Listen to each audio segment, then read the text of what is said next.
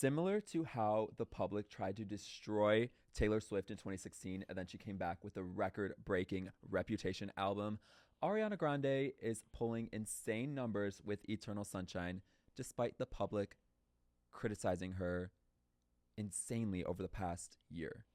We're going to get into all of that today in this episode of The Main Pop Boys. I'm Adam the Flop. I'm Patty, Pop Culture. And of course, we are The Main Pop Boys. Ooh. Ooh, ooh, ooh. We're so excited about this album because we have not been able to shut up about Eternal Sunshine. And when I was listening to the album, kind of like reflecting on the whole era, I just thought about Reputation by Taylor Swift because you loved the Reputation era, obviously. Who didn't? Anyone who says they didn't is lying. Or just tasteless. Yeah, exactly. And we were amongst the people who were Taylor Swift defenders in 2016 while she was going through that hate train era. And I feel like we were both just like pissed off that whole year. Yeah, we weren't going to let anyone in the hallways of our high school disrespect her. Exactly. We walked around with Taylor Swift merch every single day. Taylor Swift shanks to just eliminate any of her naysayers. Yeah, and so that whole year, like 2016, before Reputation came out, she was facing like so much criticism. She didn't have any sort of public appearance that whole year. People thought Reputation was going to flop. There were reports saying that the tour was going to flop, the era was going to flop. And then the album comes out and she sells 1.2 million units in the first week. Yeah.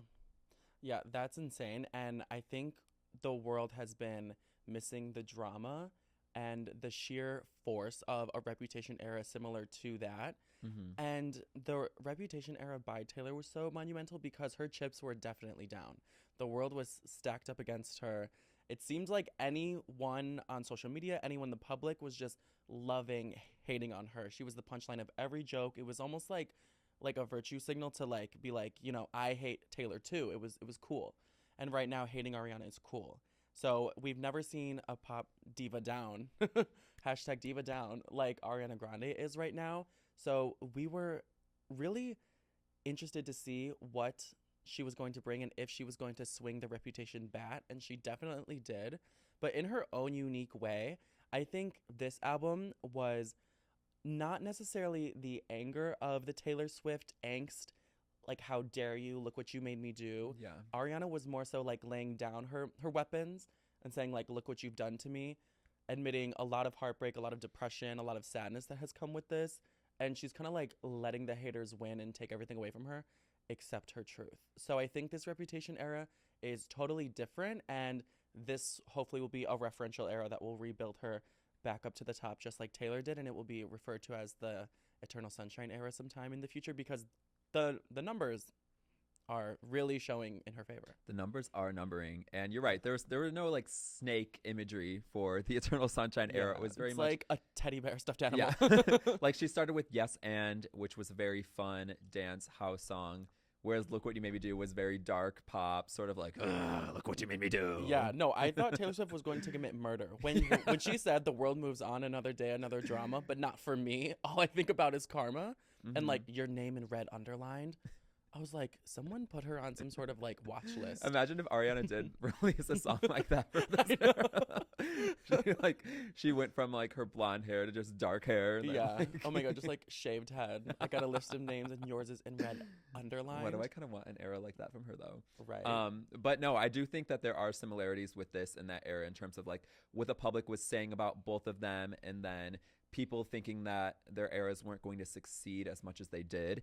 And it has been making me so happy to see the numbers of Eternal Sunshine though. Like have you just been waking up with a smile on your face every single day looking at these stats? Yes, genuinely, like my week has been so good. Like even if like today I got like no sleep, but I woke up and I was like, even though I'm so tired, I'll just stream Eternal Sunshine. Like I'm so happy that it's out. Like nothing is making me upset. You wake up sleeping next to the vinyl every night. Literally, I got it last night. I'm like that meme of Matthew Perry, R.I.P., like holding the vinyl in his like chair. Yeah, it just made me so happy, and I was like genuinely worried for her. I am an Ariana defender till the end, and it was almost cool, and especially in my TikTok comment section, to like find any flaw, like any fault you can find with her, just to prove that you're on board with the hating. I saw people saying that obviously like she looks too thin. She looks crazy. She looks like she's on crack. She looks like she has a dark side. She's been scaring me lately. Why did she talk like that? Why does she look like that? Why is she talking in a higher pitch? Oh my God, her hands are dirty. The guy she's dating is so gross. Her hair looks like it's starting to fall out. Her eyes are bulging out of her head. Like, these were all in my comment section, and I was defending her every single day until the end. But to be honest, like, there's not that much I can do to like push an album sale. Like, I can make some TikToks and like bring awareness to it, but I just didn't know how people would react. So thank God people are seeming to either one or two things are happening. They're putting aside their morals and just streaming the album because it's great, or they realize, oh, I'm just a loner who was just feeding for any sort of human connection, even if that meant tearing down someone else, because I'm that lonely and I never really cared. And this album is like persuading them to like her again, just because now that she's told her side of the story, they realize she isn't this evil person. As she said on her song We Can't Be Friends, her and her truth sit in silence. And I like that she did like profess her innocence a lot. This album was the best thing she could have done for her reputation. Exactly. Yeah. This album was very much for her image, I feel like. And I'm not saying it's a bad thing for her to release an album as sort of, you know, PR and trying to get a better image amongst the spotlight. You know what I mean? Yeah. And I think she didn't have to tell her story, you know? Like, exactly. In fact, she probably wouldn't have if the strike never happened. She said that she only recorded this album because the strike happened and she had to go back to the US. So she was just like, fuck it, I might as well record an album. I know. Which is crazy to think about, because imagine if she didn't tell the story, people would still have this weird thought about her. Yeah, who knows how much more it would spiral to. And by the way, the strike, thank God it happened. I'm sorry if you lost your job for a few months, but we got an Ariana Grande album, and now you get a better pay and wage and residual, so everyone wins here. Yeah, and we're still gonna get Wicked. Yes. It all worked out too. But as you were saying, like, that is so fucking smart, because it really could have spiraled out of control. And now looking back, not to like add to any conspiracy, but I was wondering if like her shifting her appearance and seeming more fragile than ever, just like as a concerned fan through the screen, like before the album came out, I was like, maybe this hate is affecting her more than we thought. Maybe she is on her phone and is seeing everything. I mean, I feel like just the fact that she created this album, that means she really does care about what the public thinks of her. Yeah. And that's not a bad thing. You know, if I was someone like her, she's one of the biggest artists in the world, one of the most followed people on Instagram, you know, like so many people know her. And to just think that she was going through something where she would wake up every day thinking about what articles were made about her, what people were saying about her and her relationship and stuff like that, you know, without knowing the whole story. Yeah. So I think it's great that she did tell the full story, because we know now, like, it's not like she just left her old man for her new man. She was really going through some hard things in her relationship with Dalton. Yeah, some very, very hard things. We don't even know the extent of it, but there's some lyrics in there that are very much so damning to him. And we can get into that when we like break down the songs and the lyrics, but definitely like it's almost seen as cool to not care what the public thinks. And I think in the past, she's kind of like written things off, like in Thank You Next, she's just like, I know they say I move on too fast, ha ha ha. But because I think she wanted that sort of like, you know, like, no offense, I am Ariana Grande and you're not. Like, I don't really care that much. But now she's like, okay, I care. Like, please stop. So it's interesting to like see someone let their guard down and like wave the white flag in that sense. And it really does let you know, like, your comments and your hate is seen. Your hate crafted the album. Like, you guys wrote the album with the crazy comments you were saying. You all are the reason why Eternal Sunshine is having its big moment right now. Yeah. Why We Can't Be Friends is receiving over 9 million streams a day on Spotify, which, by the way, is insane. What they say, like, you know, they always say, like, the biggest heartbreak will write your best work. I think that's what happened, too. I think Ariana really works well under pressure. She made the album super fast. She made her other most critically acclaimed album super fast in Thank You Next. So I liked, like, let's get into like the sonics of the album, because I think not even just the lyrics were crafted to send a message. I think the sonics were too. Absolutely, yeah. Like, she knew, like, you know, she was alone in this fight and it was her against the world. So she was like, let me enlist the best soldiers in the world to fight for me. She was like, I'm getting Max Martin, I'm getting Ilya and Savin and just the best writers in the whole world to help me create the most perfect album. I liked when some of the reviews I read, they said it was pristinely engineered, supremely inviting, one of Grande's most meticulously crafted and texturally consistent releases. It sounds as expensive as the gleaming treasure she sang about on Seven Rings. And I think the hate made her work the hardest she ever has in her whole life. And I think that was very, like, she didn't have chill on this album. I feel like in Position, she had some chill. Here, she was like, I'm coming hard. Yeah, and she did a lot of the writing and even some of the production elements too on this album, whereas before she would enlist like Victoria Monet and Taylor Parks to write with her, whereas this album, it was really her. Like, if you look at the songwriting credits, a lot of the producers, or the two producers, Ilya and Max Martin, were there any other producers on it? There was like a couple listed below Ilya and Max Martin. I think maybe like one or two. Yeah, and so like it's mostly just, it's Ariana on the songwriter credits, and then the producers are credited as writers, which is very normal. So yeah, I honestly think that this album was very self-written, and I think that Ariana wrote most of it herself. She might have had some help from the producers with it, like changing lyrics or after that, but the concepts, you can tell, were definitely just Ariana going to the studio being like, this is what I want to make and this is what I have so far, and then the producers just helped her elevate that, and it really does sound expensive. I love it. Yeah, she came to hit hard. She was like, I'm going to make you love it so much that you have to love me again. And I think when they said it was supremely inviting, I think that was the goal. Like, she wants you to listen because the production is so good, so you can hear her story. She knew you weren't going to listen to her talk, so she was like, you have to listen to the best songs in the world. Yeah. So I can like brainwash you to like me again, which we're gonna end the episode into the whole like brainwashing thing, because the vibe of this album is like brainwashing to forget all the trauma you went through, as the reference to Eternal Sunshine, the album, is Eternal Sunshine of the Spotless Mind. So there's like an interesting question that I want to bring up at the end. Is Ariana Grande just brainwashing herself to forget, or is she trying to brainwash you to like her again? So we're going to end the episode with, do we like her again? But I really do think that was her goal, just to get you in, just to make you love her and believe her again. But let's like keep going on the sonics of the album, because actually, no, I think we should start with the story. Yeah. So I think this was the most like concise story she's ever written in an album. Her best songwriting for sure, in my opinion, out of any of her other albums. Like, thinking about the whole entire body of work, obviously she's had great songwriting element before with like Ghosts In, like that song is just so beautifully written, and other songs too. But I think this album as a full is just her best body of work when it comes to songwriting. Yeah, I read one tweet that was like, listening to this album all the way through, it feels like one song. Yeah. Because it's so concise. What was your experience listening to it the first time? I loved how she started off with kind of starting about her break from Dalton and then going into her new relationship, because it really does tell the story. It's kind of chronological in that way, and that helps just make it like way more cohesive as well. Yeah. I feel like the order of the songs is so important. Like, if there's any album that you need to listen to in order, it is this album. For sure. And sometimes she does get a little bit in the past, like, with the track listing. I know stands with like every artist is like, I wish they did the track listing a bit different. This is like a foolproof track listing. Overall, I would describe the album as foolproof. Like, that is the word for it. Let's start with the beginning few songs. Yeah. It's about Dalton. Yes. But she couldn't specifically say it's about Dalton.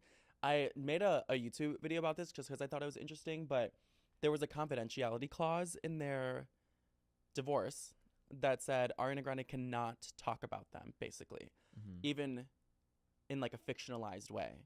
So people are like, did she break the confidentiality clause? Because people think she was masking her love story under the concept album, being like, this is a concept, like, this isn't necessarily based in my whole life, right? Because of the confidentiality clause. And even on Zach Sang, when I first saw the Zach Sang interview, I was like, oh damn, like she's kind of saying it's a bit more vague. Like, she was like, it's not really about all of my life, and she was like, it's saying a lot but nothing at all, and it's being specific but super vague. So I was like, oh, that's kind of lame, because she does have some pretty vague songs that leave you wanting more for sure.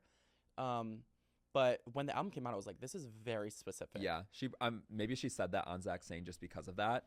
Yeah. And she didn't want to like get in any trouble with that. But yeah, I mean, it's not like she like says his name or specifically even like mentions divorce. She talks about a relationship ending, not even a marriage ending. Whereas a lot of divorce albums are very much so like I think of like Star-Crossed by Casey Musgraves. Like, that's such a divorce album when she's like, I signed the papers yesterday. Yeah, and I think it is worth.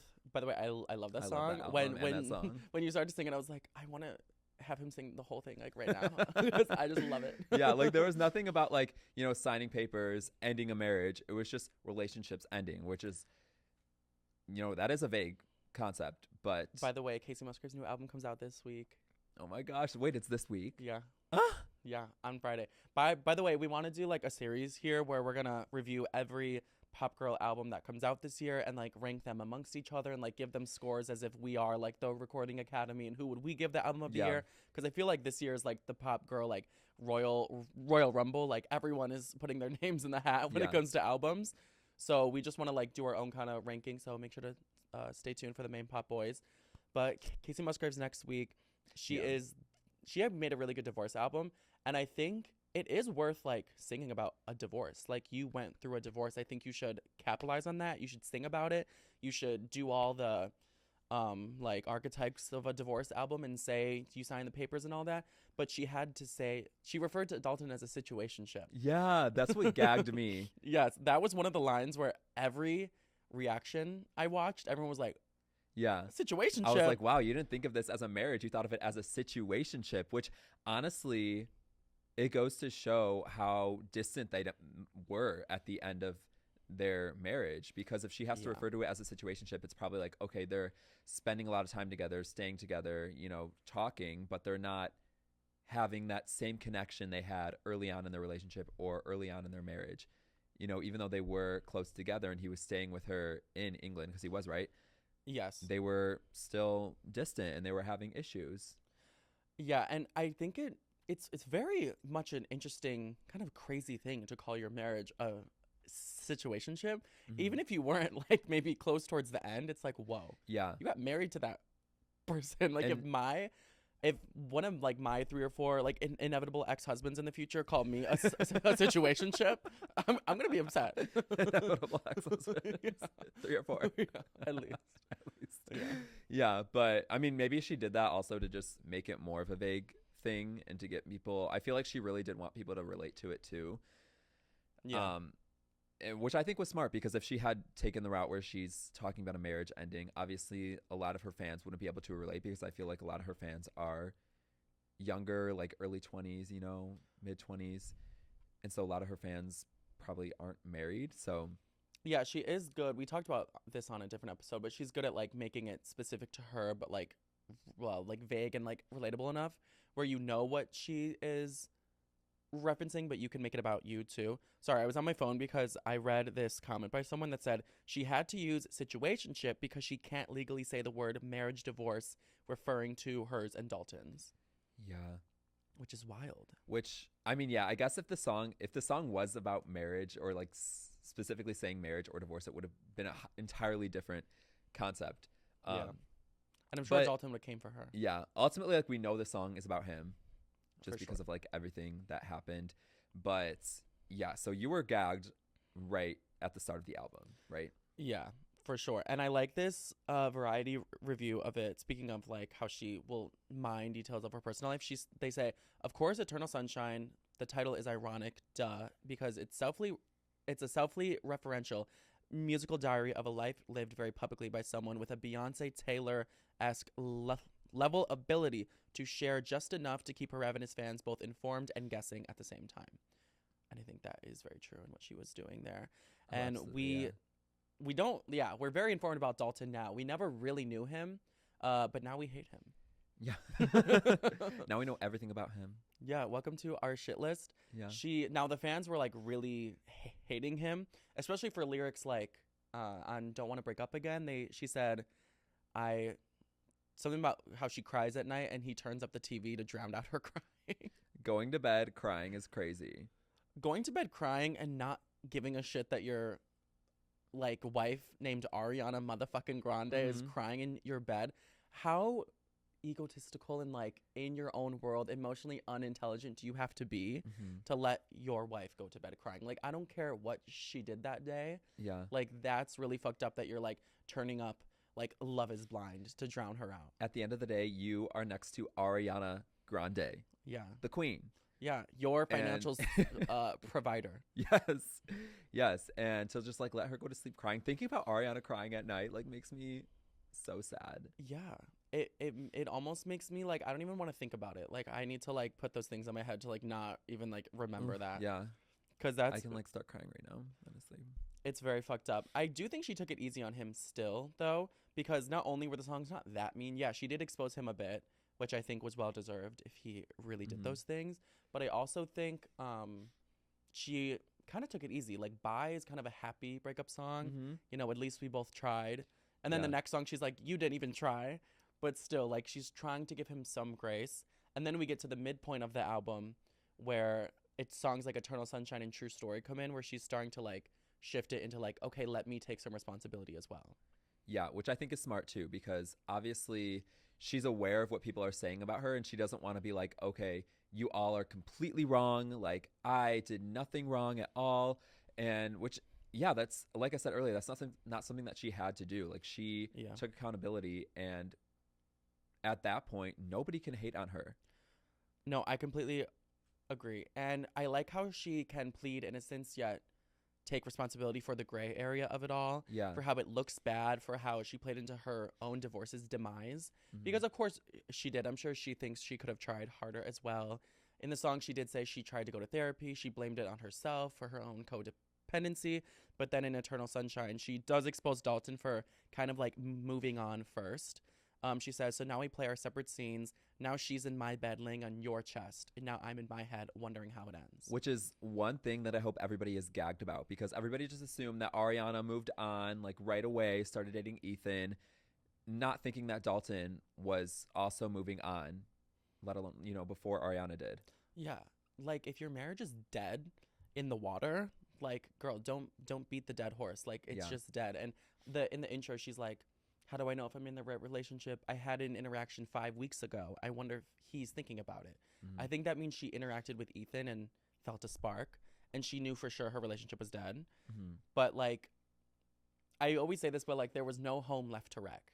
Do you know what I'm saying? Yeah. Sure, they were like legally on paper still married, but there was all these rumors that he never flew out to England to see her once while she was filming Wicked, and how Ethan and his wife were already broken up from December the year before. So I think both of them were like in this boat of, there's no home left to wreck for us, and Yeah. both of our spouses suck. And should we jump ship because we know we're not in the right relationship? And Mm. I like the admission of contemplation before she acted on her feelings for Ethan, because I think people were just like, she pounced on him right when she felt like it, and she didn't consider anything. She didn't consider Dalton. She didn't consider Lily or anything. But Mhm. she's like, I feel like in songs like Eternal Sunshine and the intro, she's contemplating it because she doesn't know if it's like the correct thing to do yet, Mhm. and she waited until it was the right time.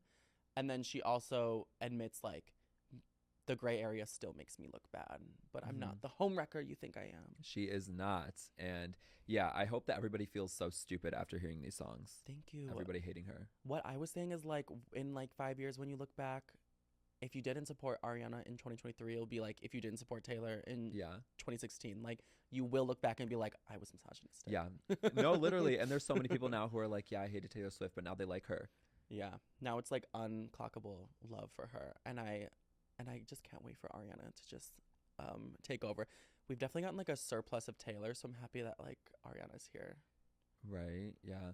Yeah. She honestly did release this at the perfect time, though, too, because it has been over 3 years since Positions. And even though people were hating on Ariana, it was more so like also people were missing her music. And people were like, Mhm. oh, it's been 3 years, no Ariana music. Yeah. And so the release time was honestly perfect. Like people were missing her. And I think that's one reason why people are maybe quicker to forgive her than Taylor, Yeah. which is something that we can get into at the end when we talk about, Yeah. should she be forgive? No, I think that's smart. I think people are acting quickly to forgive her, which I never would have guessed. Let's move into like the 3/4 point of the album. So like her and Dalton divorced. Her and Ethan have, been catching each other's eye, and they're not sure what to do. They started to date, playing around. There's paparazzi photos now. Everyone hates them. Mhm. Yeah. Now everyone hates you. Yeah. So it's so sad that she had to write kind of two songs, Yes and We Can't Be Friends, about how much the public turned against her and how they made her a villain, even true story. Yeah. She's like, I'll play the villain if you want, but this is an untrue story based on untrue events. Yeah. And it's so sad. Like, this is definitely the highlight of the album. I think We Can't Be Friends because, and it's also like the saddest song any pop star has ever made about her relationship to the public. Yeah. Because it's a song about how like she knows how much everyone hates her that she had to write a song about it. Basically, like unanimously saying like a blanket statement, like, I know you hate me, but I'll wait for your love again one day. It makes me so sad to hear it, honestly. so Even like the sad. production, it just like elevates the sadness of the song, I think. And We Can't Be Friends is a great song because I think it like touches on all of the subjects of Eternal Sunshine. Similar to honestly how Yes and does, even though Yes and is very vague and doesn't really say anything about her personal life other than why do you care so much about who's ride? Yeah, it's vague in the terms of like the relationship. She's like, that's the only line about it. Yeah, that's it. Yeah, exactly. And so I think Yes and was honestly a good way to lead the album. I don't know how you feel about it being a lead single, but I think that it was a smart way for her to be like, this is something that a lot of people go through, which is people criticizing others but not necessarily knowing what is going on in their lives, and then her going through the album being like, okay, this is what has been going on in my life over the past year. And so I personally think it was a good way to lead the album. Yeah, same. And I think what will resonate with people a lot is this album can really be for anyone who feels like misunderstood or like vastly just like painted out to be something they're not, or like was cast as the villain in someone's story. Yeah. Just because they were committed to misunderstanding you. So I like the message of Yes and We Can't Be Friends. Yeah. Those photos of her like crying in the studio made me very sad. But I think that was when she was recording We Can't Be Friends. And I think it was smart. She started with Yes and then that was kind of like the more, I guess more like tiptoe around it to kind of like put her feet back into it and like test the waters too. For sure, yeah, because I've honestly saw a lot of criticism after the album dropped about Yes and being the lead single. People are like, okay, this album's great, but why the fuck was Yes and the lead single? Because not only lyrically was it a little bit confusing about, you know, how the whole album is about her relationship and like her marriage and leading into her new relationship, whereas Yes and's very vague, but it's sonically very different from the rest of the album with it being a house song. But how did you feel about Yes and being a house song and then the rest of the album just being completely different sonically? I don't know. I thought it was interesting. I guess I still don't really know how I feel. That it's interesting how cohesive the album is, even though it does dip into like a lot of different genres. Because you look at like The Boy Is Mine, that's very like 90s, almost like in-syncy dance pop. Yeah. And then a song like Imperfect for You is very acoustic. And then you have like We Can't Be Friends, which is kind of another dance. Yeah. I'd say like club pop. They're all cohesive except Yes and. Yeah. So like it's, I wish she like maybe altered it a bit. Yeah. But I don't know. I think it was just the biggest risk she took on the album, and maybe it did not pay off. For sure. I saw some people say that it was more so like a jump scare when Yes and came out on the album. But I think that I made a TikTok about this the other day. I think that at the end of the day, Ariana is a pop girl and she will always serve pop and dance on no matter what album she does. Even with Positions, I would say Positions being the lead single, that is a very much, I mean, that is a pop song, you know, even though it has R&B elements and the rest of the album is very R&B. Positions was the most pop song on the album. And so I feel like she wanted to do that formula again with Eternal Sunshine by starting with a strong pop song that would be played on the radio, get a lot of people to hear her voice again for sure. Yeah. And then leading into the album where she tells her full story. Yeah, I still don't know really the full scope of what she was thinking with Yes and. Yeah. But I'll have to like dig into it. I still think it was a good song. Like Yeah. I feel like everyone was like, I don't hate Yes and, but it's probably not the best song on the album. Yeah. Like, for they're sure. like, I don't love it, but I Yeah. don't hate it. She almost did the Taylor Swift formula where Taylor has a lot of times chosen the worst songs on her album as the lead single. Honestly, with like 1989 Shake It Off being the lead single, obviously not the best song on the album. Yeah, me. Reputation, Look What You Made Me Do is a great song. I love it, but not the best song on the album. Me from Lover being the lead single, probably the worst song on the Probably album. the worst song on the album. But she started those she started with those songs because they got people talking. Yeah. And so Yeah, I feel like Yes and was almost like temperature check. Like, do you hate me that much? Like, Yeah. but before I dropped the album, do you hate me that much? And since it was the only one that was dropped as a standalone, it makes sense that like it sounds the most different from the whole album because Yeah. it was dropped as like standing alone. yeah. I do like the kind of like brainwashy bridge. Because like the question here is like, is she trying to brainwash us to like her again, or should we actually like her again? I like the like say and repeat thing where she's like, my tongue is sacred. I speak upon what I like. I love that part of the song. Yeah, like it's almost like she's like hypnotizing you in some way. She's like, Yeah. don't comment on my body. Do not reply. My face is sitting. Listening to I that, you're don't like, need no okay. disguise. Yeah, yeah. I'm like, yes. Yes, Ariana. I don't care who's taking you. Like I go into some trance. Yeah.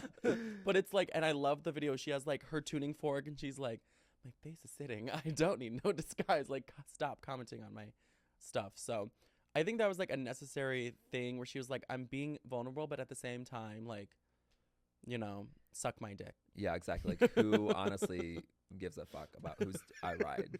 Yeah. I feel like she made that song last. She was like, honestly, that album was really sappy. I don't really give a fuck. And then she just made, Probably. Like, Yes, and.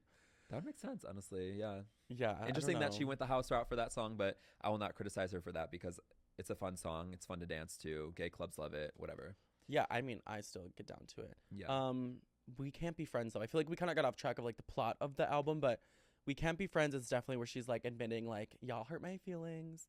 I can't wait to be friends again. And I really like the bridge when she says, like she pleads her innocence, and it's kind of like her Mirror Ball by Taylor Swift moment because she says, I know that you made me this way. Like, I'm not this way. You're just painting me out to be this way. She says, know that you made me. I don't like how you paint me, yet I'm still here hanging. I'm not what you made me. Mm-hmm. Which is like, Taylor Swift is like, I get beaten down so much. I'm like this like shattered mirror ball that just hangs there because I still want the love of the people. Yeah. Like Ariana's like, you painted me this way and hung me up on the wall, and I'm still here for you to see me because I genuinely want you to like me. It's honestly also like shame on you for making me this way without actually knowing the true story. Yeah. So. And I yeah, and We Can't Be Friends is a smart chorus because she's like, she's not like begging for you to like her again. She's not like on her hands and knees. Yeah. She's like, okay, you can't be my friend right now, and I don't really want your friendship right now. So we can't be friends. I Yeah. hope you hear the album, and like that's when I'll get your love back. Yeah. And I feel like she has been getting her love back. Yeah. Yeah. And her lick back. But the last three songs I kind of think are like the happy songs. Oh, for sure. I think track 10 is like where she leans into the concept of it all, and that's where like her memory is erased. She doesn't want to think about her divorce anymore. She doesn't want to think about how people hate her anymore. And that's kind of symbolized in the music video. She puts on the little head forgetting device and forgets it all. Brush it off. Yeah. Yeah, and then the last three are like kind of happy. She's like, you know what? I actually don't hate Dalton, and I really am happy with Ethan. And on Ordinary Things, she's like, I think I made the right choice. Yeah, exactly. And I hope that people listen to that and be like, okay, she actually is really happy right now. There's no reason to hate her. Yeah. It repaints Ethan Slater in a nice light too, because to be honest, we never like really knew him besides his portrayal of SpongeBob in the Broadway play. No, exactly. It made me want to like hear his side of a story in an album. Like, where's his album? I want to hear it. Yeah. Oh my God, I saw someone make a TikTok about The Boy Is Mine, and like they did a stitch to it, and she was like, girl, the boy's yours because no one else wants him. And I was like, oh my God, you're so annoying. But I like did laugh. But Yeah. That's kind of crazy that song is about him. I know. Trying to imagine like I don't know. sure the boy's mind thinking about Ethan. Wow. Yeah, I don't know. Weird. She has a weird taste. I can't like defend her. But in we that can't one. like we also can't hate her for her taste. You know what I mean? Like.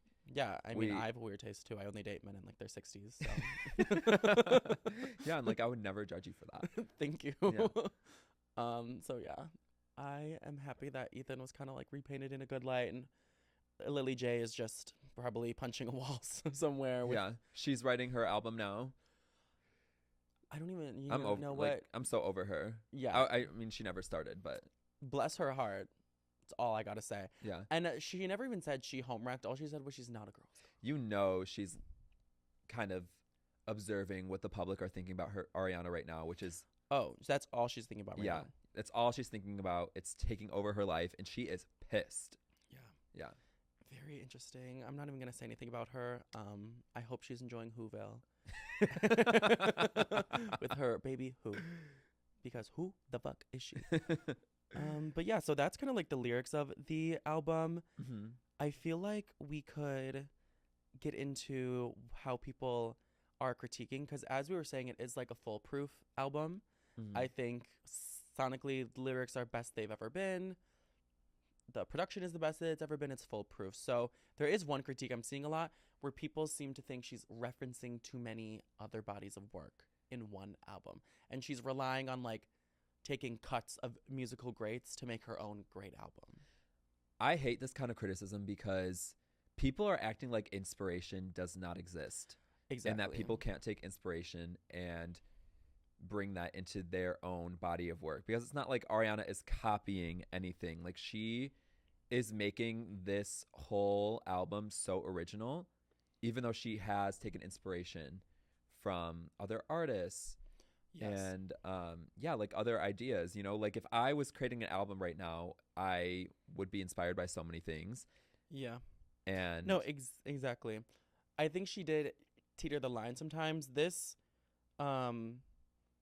snippet from the New York Times review of the album says, "Strap yourself in, and we'll start with the stuff Grande wants us to remember. When you hear her falsetto hydroplane across the beat of The Boy Is Mine," I love the words they use in these reviews, falsetto hydroplane. Wow.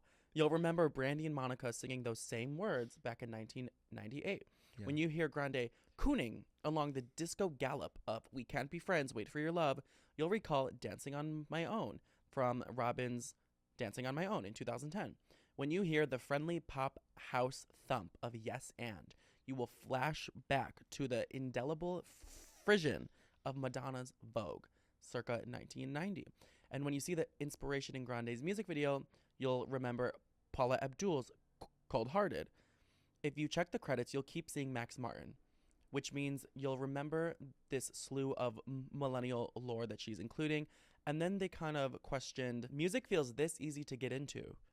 It's just as easy to get out of. Every beat feels frictionless. Every melody feels smooth. Every reference feels deeply familiar. And when it's all over, you might not remember any of it at all." So they're saying she basically referenced so much that we may be impressed right now, but we'll kind of remember the references more than her in the end. What do you think about that? I don't know. I think Ariana Grande, like, I did kind of like write a reply to this because like I just want to like, you know, defend her in a way. Yeah. I think Ariana Grande definitely is a lover of music. She's an intense lover of art in all forms. She's an actress. She's a singer. And when she's creating her art, her references are at the top of her mind just because she does love them so much. She loves like Mariah Carey, and she definitely takes notes from that, and Madonna throughout her whole career, to where people have accused her of being like a homage artist to them sometimes. People have accused her of copying like Seven Rings from other artists, and this has been a common thread in her career. I feel like when you are Ariana Grande, you are so pristine in your work. Like, you are like a prodigy. You are one of the best voices of all time. So you have the luxury of referencing things and being secure enough in your talent to take them to new heights and not fall below like being forgetful in comparison to the reference, whereas other artists couldn't even like gaze that much into the sun. Like, they're not even gonna bother to touch a title called The Boy Is Mine because they know they couldn't do it justice. But when you're Ariana Grande, people are imploring for you to do these things because they know the jumping through hoops, like Olympic style stuff you can do with your voice. So they want to hear you in this genre and that one, and they want to hear you reference the 90s and do a dance track like Vogue, which I don't even think Yes and is like too much like Vogue. Like, other people, like, I don't think so either. no shade to like Beyonce, but Beyonce interpreted Vogue way more obviously. Yeah. And everyone does these things, and I feel like Ariana tiptoes around them enough to pay homage yet make it her own at the same time. Yeah. Because she's giving the people what they want. They ask her to reference things like this all the time. And a lot of people are chasing a musical sound from equally as, I would say, like, derivative terms, like not their own like original thoughts. Like, a lot of people are trend chasing. What's on the radio right now, I'll copy that. Ariana isn't concerned with copying a trend. She's concerned with paying homage to the greats because she knows she's great as well. Definitely. And she's taking it to new heights. So I would say, sure, she references a lot. And I definitely have critiqued her for that in the past too. But she always like comes out on top, and we always seem to remember her whenever this conversation gets brought up. Yeah. Like, she does make timeless songs because she's taking hints from timeless songs. Yeah, and I think it's important to remember that at the end that they are references. You know, it's not like they don't even feel like full like samples or interpolations, you know, especially with Brandy and Monica. You know, obviously she says the boy is mine and like does that in a similar way, but it's not even, in my opinion, a full interpolation. And you know, other artists will full on sample other songs and interpolate other artists, which is fine. Like, that's a thing that's done so much in music. Beyonce does that so much. If you look at the credits for Renaissance, the credits are huge because of the amount of samples that are on there. Literally. And no, so it's like 50. So I don't really understand why she is getting criticism for that, because there are references that inspired her, but it's not like she's copying them or making something not original. Yeah. No, I agree. New York Times said she tiptoed dangerously close to Dancing on My Own, which I was like, interesting. Whereas Pitchfork said it was a downright knockoff. Downright knockoff. That's insane. As if to call it a knockoff is just absolutely demonic. No, it is like deplorable. Like, how dare you? Yeah. And I think in terms of like, is Ariana Grande trying to brainwash us? Because I think everyone tries to manipulate her intentions, kind of similarly that they do to a new, you know, woman who was bestowed the most hated woman of the year title, like that Taylor Swift was in 2016. They're always like wondering what your intentions are. So I think Ariana almost wanted to like make you love her so much that she's going to reference your favorite songs and then be like, look, I did these songs and now look, you love them, and I did them in my own way and made them new, fresh, and exciting with like the old flair that you like, but with a modern twist that I and only I can bring. Exactly. Only she can bring. Yeah. Like you were saying, I really don't think any other artist could have done this in the way that she did and make it as original as she did. I completely agree. Yeah. So I feel like, I don't know, you can like not like that all you want, that she definitely tiptoed dangerously close to Dancing on My Own, but it is getting 9 million streams on Spotify today. I'm sure you streamed it today. Yeah, I'm sure it's on your mind. It's all you're thinking about. Yeah. You're getting it to number 1. Thank you so much. And I will say the production of like those like Dancing on My Own like production, like hyper kind of like club mix there is there, but the melody is so different. I'm in the corner watching you kiss her. Oh, whereas We Can't Be Friends is we can't be friends, but I'd like to just pretend. So different. Like, so different. The bridge is insanely different. Yeah. Like the climaxes of the songs, I think the songs verses like are very identical, but like when you get to the climax and the bridge and these choruses, you're like, oh, it has its own personality. Exactly. It's completely fresh. Ariana put her sound to it that we all love, and it's getting streamed so much. I love it. Yeah. And maybe this is me saying like Taylor Swift is like Michael Jackson level famous again and everyone will hate me, but Ariana Grande can reference so much because she has been bestowed some of the best talent of all time. Like, she can almost like pick up where those older artists left off and take their vision and their like flavor to new heights and deliver us something so iconic. Like, Yes and felt like a passing of the torch moment from Madonna to Ariana. And in the past, like, we know they're friends. Like, we know Madonna like has passed that sample to her. Like, she gets it. The Boy Is Mine, like, she took that 90s sound and 90s flair produced by the late 90s producer Max Martin himself to a current day standard, and everyone's like, 90s music just isn't made the same anymore. Like, oh my God. Well, she gave it to you the best way it could have been brought. Exactly. And it's not like any of these artists are pressed that she is doing this. Like you said, like Ariana and Madonna, they love each other. They're friends. And so Madonna didn't hear Yes and it's like, are you kidding me? Why is she doing this? Like, these artists are probably glad that Ariana is bringing their songs to a whole new audience. I shouldn't even say like their songs to a whole new audience, just like inspiration from these songs to a whole new audience. They like she breathed new life into it. Yeah, exactly. Because especially for the younger audience, they're not aware of Brandy and Monica and Madonna as much as the older audience is. And so I like when artists do this and pull inspiration from the 90s and beforehand and bring it to a whole new audience. I like when Ava Max does it. We love when Ava We Max love Ava Max does it. does it. And yeah, there's nothing wrong with it if you're doing something original and you're not taking it and making a complete copy of it, and it's fine. Like, you know? Yeah, also if that song like masterfully conveyed an emotion that you want to, like Dancing on My Own was kind of like longing depressive dance pop. Like she wanted a longing depressive dance pop song.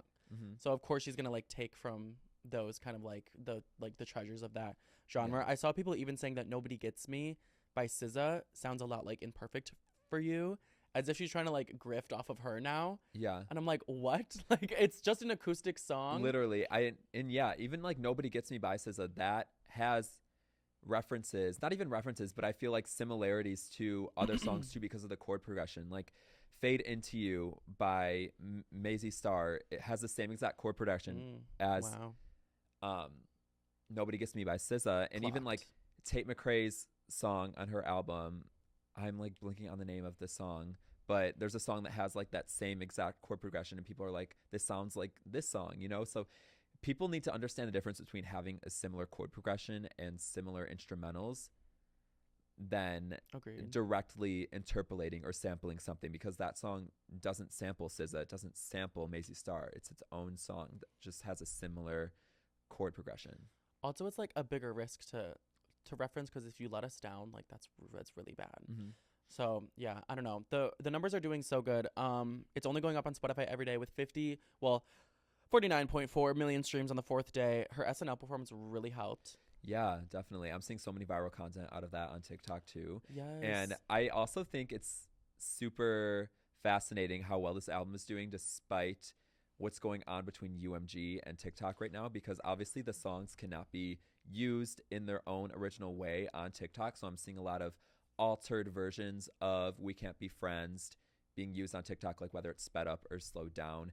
And I think that's super fascinating because promotion of this album is very different without I know, oh my god. without the original versions on TikTok. Otherwise, you'd probably be seeing Ariana. She's not like a TikToker, but you'd probably see her making like some TikToks to the songs, you know, or her team using some of the audios on TikTok. But they have to kind of be creative with how they want to promote this. And I think her going on SNL was really smart because people are able to upload the live versions on TikTok and not get them taken down. And at the end of the day, they're still getting people to talk about the album, talk about her performance, talk about the songs. Yeah, TikTok is definitely one of the biggest ways to spread it. Even if you're like so established in A-list, you still need to push it. Mm-hmm. And TikTok is the way to do it. She posted her own lyric video on TikTok yesterday, I think, to We Can't Be Friends. It was put on mute by TikTok. Yeah. After it got a million likes, so like at least something. Yeah. But I saw an Ariana Grande fan page tweet like, "We lost, guys." Like Yeah. UMG took down her video. I saw, some of them were like pissed today too because the one of the audios of We Can't Be Friends, which had the most amount of videos, I think it had like 50,000 videos created, was taken down after Ariana posted a video with that exact audio. And so people were like, oh, this is happening as the song is getting 9 million streams on Spotify. But people are still finding ways to share it, spread it, love it, stream it. Yeah. which is Live great. it. Yeah, live it. Yeah. No, I agree. I hope she does more live performances. I hope she like goes to like the Kelly Clarkson show or the Tonight Show or something. Like you said, We Can't Be Friends is #1 on Spotify. The song We Can't Be Friends was initially projected to debut top 5, which is very good. It's now competing for #1. Mm-hmm. It's projected to be in the top 3 for sure. 4% away from the #1 spot. Yeah, which is great because I think #1 was going to be Kanye. And so Ariana is beating Kanye. She's going to... Someone had to. Yeah. Someone had to beat him. Yeah. It's like, who do people dislike more? Yeah. You know? Yeah. And I'm honestly excited to see how well it continues to do, because it is the song We Can't Be Friends has only risen ever since Friday when the album came out. And so today it reached a new daily high of 9 million streams, as we said.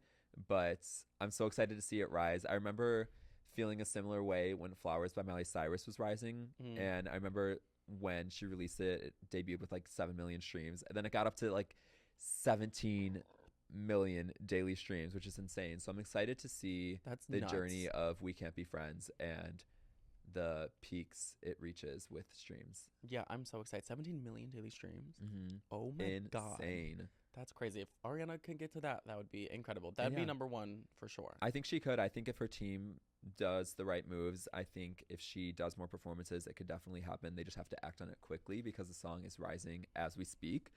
And so, yeah, I think if they take advantage of the moment and then it will keep on rising. I think, she has to do more performances. She should find ways to promote the song on TikTok without the audio, but I'm excited to see it rise. Yeah, I agree. Live performances are going to be key, not only on the charts, but to make people like her again. I think people were so, like, you kind of get a side of the story through someone's, like body language and how visibly hurt she looked like performing the song, and I think that made people very much so like her again.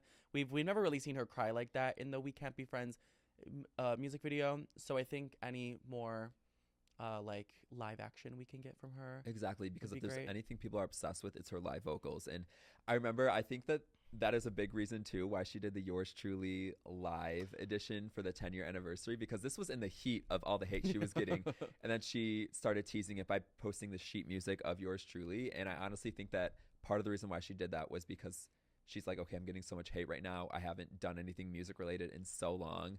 What is going to get people to be excited about me again? My live vocals. Yeah, no, exactly. That's like, she really is irreplaceable, incomparable. Like, she has an exclusive gift that, if you want to deny yourself of that, sure. Yeah, but sure. She's like, I dare you. Yeah. I dare you to look away, and you definitely won't. I was surprised how much the album sounds like Yours Truly. Bye and don't want to break up again. I was like, whoa, this is like so Yours Truly. Some of the previews were like, it's Sweetener mixed with Thank You Next. I don't agree. Yeah, that's what her label was saying in that one video that she shared after she played them the album. Her main A&R, her label was like, Sweetener meets Thank You Next. And when I was listening to the album, I was like, I was trying to like understand why her label might have thought that or why other people might have thought that, but I definitely think it sounds very different. It sounds like its own era for sure. Yeah, I agree. I don't hear Sweetener at all. Like, me either. I love Sweetener, but it doesn't sonically sound like it. It like the production, how she's singing, how she's vocalizing does not sound like that. Sweetener was so different. So different. Yeah, very I would like say it's nothing experimental like it. kind of. Yes, it was definitely strange. And even the singles were like big. Like, it was gaudy, like pompous, like belting No Tears Left to Cry, like intense God Is a Woman, whereas like these are not that. Yeah, Sweetener honestly was very Pharrell. You can tell that it was produced by him. And then this one, you can tell it's very much just her story. It's like self-written mostly, I think. And then you can hear, Max Martin and Ilya do their thing. Yeah, production-wise, it's giving like Yours Truly mixed with Positions, in my opinion. It's way more Positions than Thank You Next, for sure, and Sweetener. Lyrically, it's Thank You Next, but... Okay. But Yours Truly and Positions, I think, is what it sounds like, which is so interesting because that's like the first and the latest of her. So I was like, oh, which I think is another way of like, is Ariana Grande trying to brainwash us through this album? Because she's like, let me remind you of every era I've ever done to remind you why you love me. Like, I'm going to make it sound like Yours Truly. If you start to stand me then, I'll make it sound like my everything a bit. If you started to stand me then.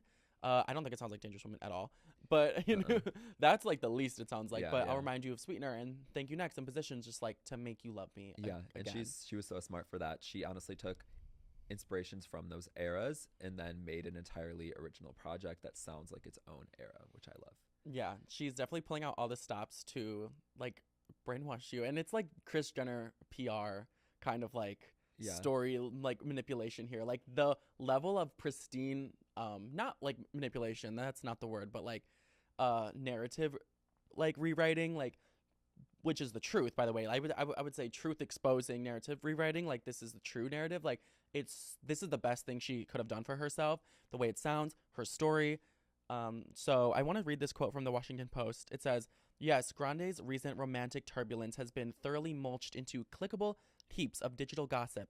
But unlike with her signature naming 2018 breakup anthem, Thank You Next, she's chosen to keep the lyrics vague in these new songs, using the consummate plushness of her voice to obscure the details of her bruised up heart. Has our hero undergone the memory wipe she's talking about on the title track, or is she conducting the procedure on us instead? And I just love the question that they brought up. Is she trying to make herself forget, or is she trying to make you forget? And can you like her again? So can you like her again? Do you love her again? I never stopped loving her, but if I'm trying my hardest to look at it from the point of view of a person who hates her, I feel like I would be able to forgive her after listening to this, because we didn't know her story before. We didn't know what exactly she was going through, and we still don't know exactly what she was going through to the extent. But totally. I think that we know that there was a lot of hard times she was facing with Dalton, and I think we can understand that was going on for a while, and she decided to get into a new relationship because it was the right time to. Yeah. And I think that we can look at this and be like, okay, this is her story.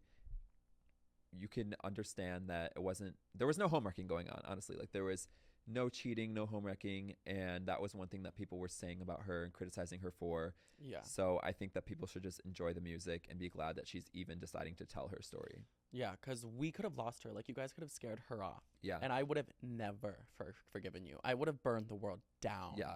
Like, I'm not even kidding. I would have burned the world down if she never released again. So I'm very happy. And I think the story of the album is like, wow, I blame you, I blame me. But the end is like, I'm imperfect. Yeah. I am going to stick by my choice, though. And that's kind of how Ordinary Things ends. Also in Ordinary Things, I'm like, she called me out. Maybe us, like both. Because she was like, kind of like, she was referencing how her new man makes her feel. And the lyric was, you hit like my biggest fan when I hear what the critiques say. And she sent me this. Because I defend her on TikTok like every day. So she sent me this in the mail. Yes, so and cute. Yes, and yeah, one day I woke up with a text from my manager, and he was like, Ariana Grande's team like wants to send you a gift. And I was like, what? So cute. She does. So she appreciates people who give her the benefit of the doubt and invite nuance to the conversation and aren't just quick to hate her as if she's not a human. Yeah. And maybe any of the changes we see in her are as a result of hatred. So let's not like hate her. I'm so glad she's getting love right now, because I think that's going to be very healing for her. Not that charts are the most important, but it's going to heal her a lot.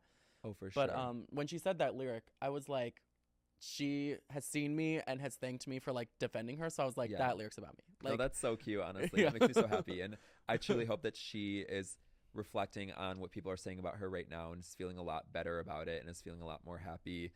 Obviously, she's probably not completely healed about the public criticizing her, because how can you be? Like, Taylor Swift probably is still not healed from that, from what she went through in 2016. So I feel like it's something that will continue to affect her, but I think it's something that will make her feel better now and will allow her to live her life with Ethan happily. Yeah. In a pineapple under the sea. Yeah. They are brighter days coming. Yeah, and I've always loved her to answer the question, like, has she brainwashed me to like her again? I'd never stop. I love you, bitch. I'm always gonna love you, bitch. I'm never gonna stop loving you, bitch. You could kill someone's wife and I would still love you. Mm-hmm. So should we wrap this up by saying our top 3 on the album? Yes. You go first.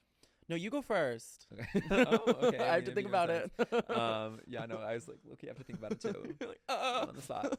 Top 3, I love We Can't Be Friends. I honestly think that's my number 1. Okay, say. We Can't Be Friends, True Story, and oh no, I love The Boy Is Mine though. I know. We Can't Be Friends, The Boy Is Mine, and Eternal Sunshine. Word. Yeah, I mean they're in all that order. So good. Yeah. So wait, it was what was the top one? We Can't Be Friends, True Story, Eternal Sunshine. Bombs. Yes. Yours? Truly. Oh. Yeah, for now I'll say We Can't Be Friends too. That one really hits hard and everyone can relate to it and it like makes me cry and I'm so happy for its success. So We Can't Be Friends, and then I'll say Imperfect for You. The acoustic version is better than the original. Yeah. On the slightly that deluxe. Song is so good too. I don't know what instrument she's playing. It's one of those instruments that you pluck. Or not, it's probably not her who's playing it, but I was like, like her in the studio. She's like imperfect for you.